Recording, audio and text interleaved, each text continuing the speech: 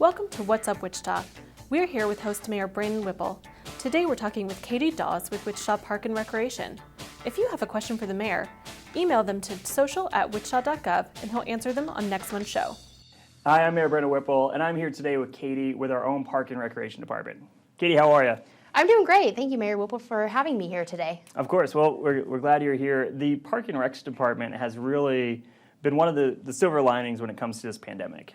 We have, first of all, incredible staff that were not only gearing up for a year before we knew we were going to have a pandemic, but also kind of changed right when they needed to offer programs that were going to be safe and keep people safe while also giving folks something to do. When we think about the pandemic, one of the things that I think about is about exactly a year ago, maybe, we were supposed to have a grand opening for Napster Park. And we had to, it was our first event or major event that we canceled. And you guys really, I think, handled that well, but that kind of started a whole change in our park system on how we adapted to COVID. Yeah, about a year ago, as you said, we were set to open Napster Park, do our grand opening on March the 12th, and the pandemic hit us, unfortunately. So that night we had a band scheduled to play. We're doing some fireworks, had yard games set up to play, different speakers coming out to talk about the development of the project. So it was a little bit of a bummer having to cancel that, but we did overcome that with the Park and Recreation Department and create virtual activities for the community. We did different fitness classes that they could watch online and follow along with at home. We did different tours, some like the Kansas Wildlife exhibit that parents and kids could watch at home together and travel along with, or even get out to the Kansas Wildlife exhibit since it was outdoors and you could be spaced doing that. We did virtual fishing derbies, had some different football and golf demonstration videos online. So we really just wanted to do some things to keep the community active, knowing that some people might have been stuck indoors. But on that as well, we noticed an uptick of people actually using our park systems. Yeah, I was just going to ask about that.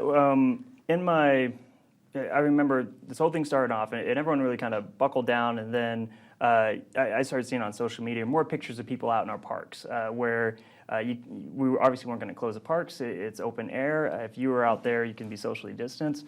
What did you guys see? Did you see more usage, and how'd that go? Yeah, absolutely. I mean, Wichita has 119 public parks that the city owns and maintains. So a lot of people don't know we have that many places. How much was it? 119. I want to act like I knew that. Yeah, no, I knew. So yeah, it was amazing. And one of the unfortunates when people start using a park more, and how we even noticed, was there's more trash everywhere. So our maintenance department really stepped up to keep our parks and trails clean. And I mean, we have around 100 miles worth of walking and biking trails through Wichita as well. So we noticed definitely people outside, maybe not people that normally utilize the park system or the trail system, who were out there realizing the importance to the community, that those open spaces and green spaces are to the community and the citizens of Wichita.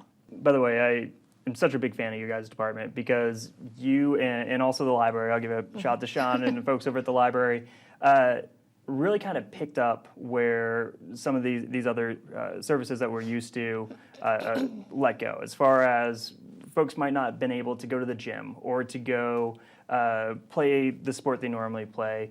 How did the Park and Recs team respond to that? Yeah, so with us responding to that, we just really wanted to keep our spaces clean that we do have, that people could get the outdoor fitness. We try to keep our trails cleaned up from trash, litter, debris, any branches. So anybody who wanted to go out and ride their bike, which I know if you were one of those who were fortunate enough to get a bike during the pandemic, I know they were sold out pretty regularly on the shelves. We wanted to make sure those were cleaned up. We did encourage the use of our outdoor fitness equipment. We have some fitness equipment there in Sim Park and a few other locations. We did encourage people to wipe those down in between, but they were still available to use. We tried limiting the use of playgrounds just during the time with young kids. It is hard to keep those clean up, but we just encourage cleanliness and picking up trash, and just encourage people to get out and walk or run, meet up with their friends and social distance walk, things along those natures, just anything that could keep people active And those were things not only kept everybody physically active, but also I think kept everybody mentally active and stimulated and really helped during a tough time. Did anything surprise you this year as far as park usage or You the know, department? My biggest thing was a lot of people didn't know the number of parks that we did have. So, 119, yeah, right? 119. I'm going to test you again later. Yes. But yeah, we had people who were saying we had no idea there was even a park there or a trail system there. So it was really nice to get those phone calls or Facebook messages of people saying, great job, we really enjoy this. We had no idea that it existed. What other park systems do you have or what other parks do you recommend? So I feel like we gained a lot of new users, which was really great and surprising the number of people that hadn't already been using our parks. So we're happy that we gained some new users for us. So a little bit of a breakout year for the Absolutely. parks. So we don't just do parks though. In your guys' department, golf had an interesting year, where I think golf was really we somewhat shut down golf, thinking that that it would help stop the spread of COVID. When we learned that golf was safe, we saw a lot of people golfing this year. Is that something that was surprising? Yeah, it was one thing that we had a great year with golf. Several new memberships, rounds were up, everything. So that was very exciting. Of course, we did have to shut the courses down for a little while, and then we were able to ease back open. But it was almost impossible there for a while to get in a tee time. The courses were staying so popular. So it was nice getting some new members and getting some regulars back out there to be able to play. Now, I'm really excited as a dad. I got 3 little kids. We do the splash pads over pretty much anywhere we can. That's a fun time for us. But we got some really exciting stuff coming up as far as these splash parks. They look to me, the drawing, as more than just a splash pad. Can you talk about those for a little bit? Yeah, absolutely. That is one thing. We did have to shut our aquatic season down last year, but that actually allowed us to get our construction in earlier now with our new splash pads as well as pools. So we do have new splash pads getting ready to open and redesign, for instance, at Linwood Recreation Center, Evergreen Rec, Boston Recreation Center, and a few other places. So we've got some great themes going on. One, it looks like a little brook with stepping stones that you can go through. Another is an airplane themed. So we have some really great splash pads. But then even more exciting, I feel, are the pools. So we have new pools getting ready to open this season as well. We have the newly named McAfee Pool, previously McAdams Pool, that's going to be opening, as well as some redesigns at different locations. So we're going to have 6 community pools throughout Wichita now that will be opened Memorial Day. So we're super excited about that, and actually still hiring for lifeguards and swim instructors. So we're planning to have swim lessons at all 6 of the pools, hopefully open 7 days a week.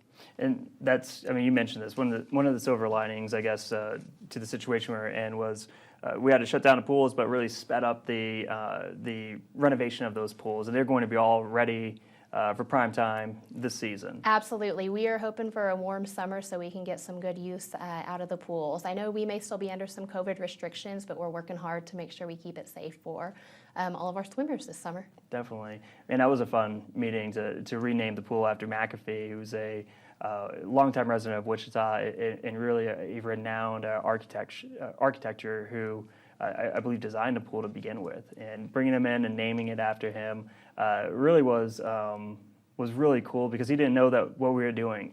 So we got to surprise him. He's a great guy. So I'm glad that the pool will not only be open but be better than it's ever been with these renovations. Yes, we're very excited. So 2020 was an interesting year because we had to pretty much cancel everything. Like you guys, I think, did a really good job adapting what we offered to make sure that we still had offerings and they were safe. But now we are projecting, hopefully, that we're not going to have the same issues with COVID that we had last year. That we're towards the end of this thing. What this year is coming up that you think are the most exciting?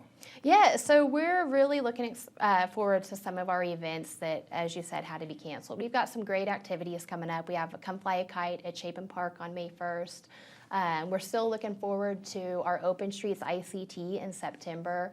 And we're just really hopeful that we don't have anything that's going to interfere with those. We know we may still have to look at some of the health restrictions at that time. Obviously, our front of our minds is keeping our community safe and healthy.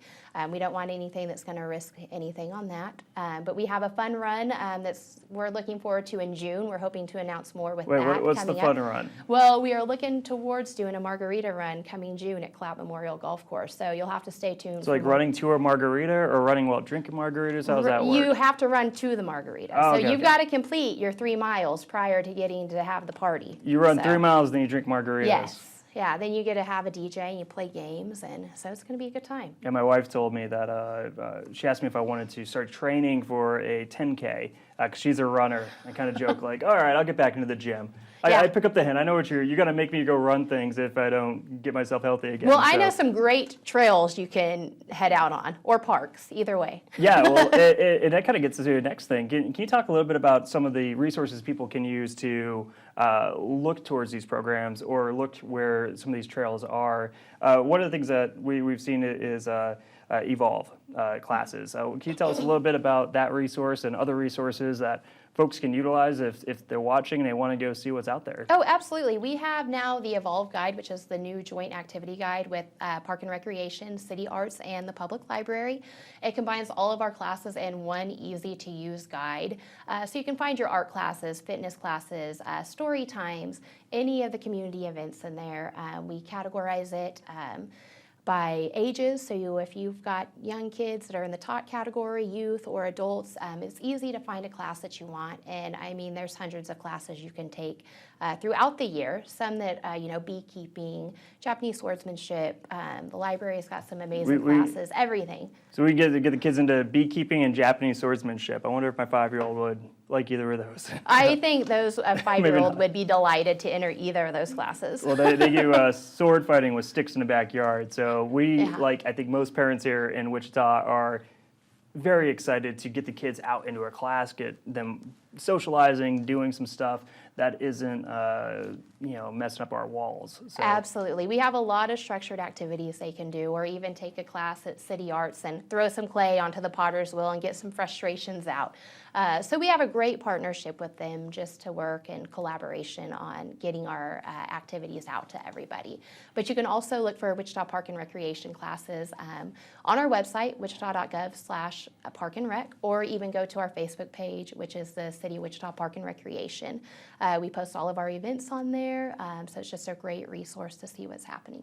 So Facebook's usually a little easier for some folks to navigate. So if you go to the Facebook page, will that bring you to the Parks and Rec page Yes, so that folks will. can sign up? It's got a link to our website on there, and then we have an easy link right on the website to go to our Evolve guide as well. Or you can go to wichita.gov/evolve to look at a list of classes online that we offer as well.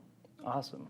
Well, we really appreciate everything you guys are doing over at the Park and Rec Department.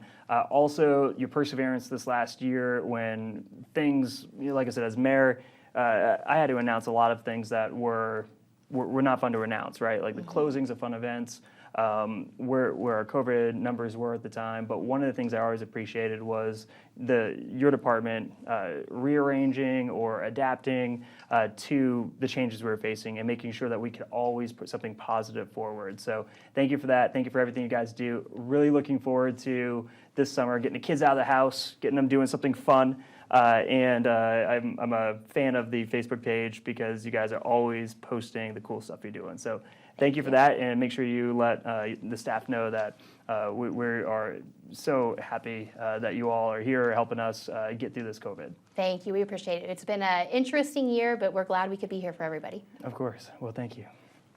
So Mayor, we got a bunch of questions and we're going to answer as many as we can this week. But if we didn't get to you, tune in next month and we'll try to answer your question. The first one is, what are we doing for the homeless? We've had a lot of initiatives. One of the things that we've done as a council is look for opportunities to bring in either money from COVID funds or from other funds at the federal level and apply them to services to help folks who are experiencing homelessness here in Wichita. Our director of housing, Sally Stang, has been incredible. She's really great at not only figuring out where we can get resources for these programs, but also utilizing those resources in a collaborative way with our nonprofit communities. So last year we put about $10 million into social services this year, which would have been a record if it wasn't for this year, which is $12.5 million put into homeless prevention services. So really, we got a lot going on right now. I think that in time, we're going to see some results from some of these programs. Could you speak a little bit about what we're doing with the 316 Hotel? I know that's been a huge project. Right. So the 316 Hotel is really a cool program. Instead of utilizing funds coming from the CARES Act for kind of a one-time benefit to help folks who are experiencing homelessness, we instead can utilize those funds to actually buy a hotel instead of paying someone to stay in a hotel. And what Sally Stang did with our housing department is team up with our nonprofit community to help manage that program. So we now, as a city, are moving away from, I think, just that shelter, just the shelter type mentality, into a program utilizing long-term housing over at the 316 Hotel, and on site we'll have the resources and the social services needed to really get people back on their feet. So not only is it a great way to utilize kind of one-time funding, but it's a way that we can be better at delivering these services, not just through the city, but through the nonprofits that actually excel in this space. That's great. We did have some concerns about the tents that people are pitching downtown on sidewalks. We always encourage anyone who sees homeless people who need services to call our hot team. That number is 854-3013. Our next question is about vaccines. Why is Sedgwick County not getting its fair share since we're so populous? Could you talk about the vaccine distribution just a little bit? Yeah, definitely. So in the beginning, when Kansas were getting vaccines from the federal government, there was a concern about how the state was distributing these, where Sedgwick County represents about 21% of the population, but we were getting about 10% of the vaccines that were coming in. However, that number is a little skewed if you also include some of like the Veterans Hospital or some of these programs that get their vaccines directly from the federal government. So we might have gotten a little more. Overall, I think it's more important to look at the fact that right now, with the kinks kind of worked out in the supply chain, with the fact that we have a third vaccine that came online with Johnson & Johnson, AstraZeneca just released their study today and will be applying for an emergency license with the FDA. That's about a 25-day process, so this time next month we'll likely have a fourth vaccine. We really shouldn't have, in my opinion, any more distribution or supply chain problems. Now it's about distribution. It's about how do we get people the opportunity to get a vaccine as quick as they would like one. So that question, it's an interesting one, but right now I think it's a little more academic because things have been moving so fast. We now really don't have the supply chain problem we used to have. What would you say to someone who is maybe concerned about getting the vaccine? So, well, a couple things. First, if you're concerned about, I guess, potential side effects or health reasons, just remember this has gone out to hundreds of millions of people worldwide. And the majority of the people who this has gone to first, particularly, have been people who work in the medical field. These are doctors. These are people who, if they had a side effect that wasn't common, wasn't expected, these are the type of people who would go online and write about it. So unlike all the other vaccines in our history, these are actually being tried on medical professionals. And so far, not only have we not seen any really harsh side effects, but also none of those medical professionals in the entire world have come out and reported and showed evidence that there is any reason for concern with these. So medically, I think not only are they sound in the studies, but also in practice. And when it comes to getting one, I think that folks need to now think about this not so much as, do I deserve one? Am I in that category that people who should get one because of my health, or should I give my shot to someone else? The reality is that's not the argument anymore, because our supply chain is to the point where we have enough for most people up to phase 4 at this point, which means we've got to stop the spread. It's no longer about, Megan, if you get COVID, will you will you be able to survive COVID? Because you probably will. You're incredibly strong, right? It's more about you passing this on to another staffer who won't. Right. So we got to stop the spread, and with that, the vaccine strategy has to be about that as well. So I think that health-wise, it's in practice and in studies shows that these are safe. And then when it comes to distribution, when you get the call, when it's your turn, please make sure to go get it and not to wait, because the longer we wait, the harder it's going to be to get back to normal. Our next question is, can the city pull licenses of businesses that are not acting in good faith or who maybe aren't giving the best service to customers? So there are ways to file a complaint. And my understanding, the city, if you are applying for a renewal of your license and you have tickets that you haven't paid for, if you have outstanding complaints, that factors in to if staff will grant you that license or not.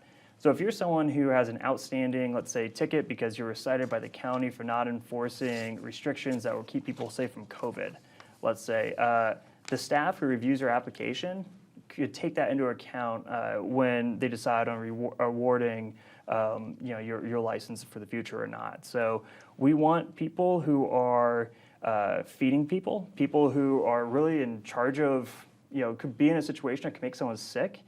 We want really responsible folks in those positions. So through the application process, there is a way that if there is outstanding complaints or outstanding fines that haven't been addressed, our staff, it's within their discretion to not issue those licenses. Wonderful, thank you. So we recently just appointed our new District 3 council person. Oh, did we? Jared Cerullo, obviously quite the process. Could you talk about, and this question came before that, but talk a little bit about what qualities we look for when appointing a council person. Usually, so it depends on, our city council is fairly diverse as it is. And I think that each member looks for something different when they think about what the ideal colleague would have. For most of us, it's about community involvement. For someone like me, I'm looking for who is the heir apparent. Who's the one who runs for office and has this body of work in the community, has kind of shown that they will fight for what that community needs. And everyone kind of agrees with that. Like, oh, that makes sense.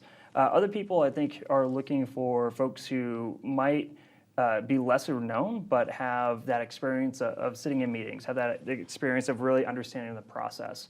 And then other, of course, we're just like any other elected body. Some people look for the politics, like who matches up to my values. Who can I think would vote with me on certain things based on how they present themselves. So I think that there's a variety of how council members, if I was to speak to them, which I just did, look towards when selecting the next member. Now, Jared is someone who did get elected. He got the 4 votes or appointed. He will finish out this term, which ends at the end of the year, and he will likely, and I believe he is running for re-election. So it's going to be interesting because we got a lot of we have a lot of problems to address, and it's going to be a little bit of baptism by fire, but he's someone I've met with a few times here. He seems eager. He seems like someone who can face some of these issues head on, and I think it's going to be interesting to pull him into the circle and try to get him to work on this stuff. Yeah.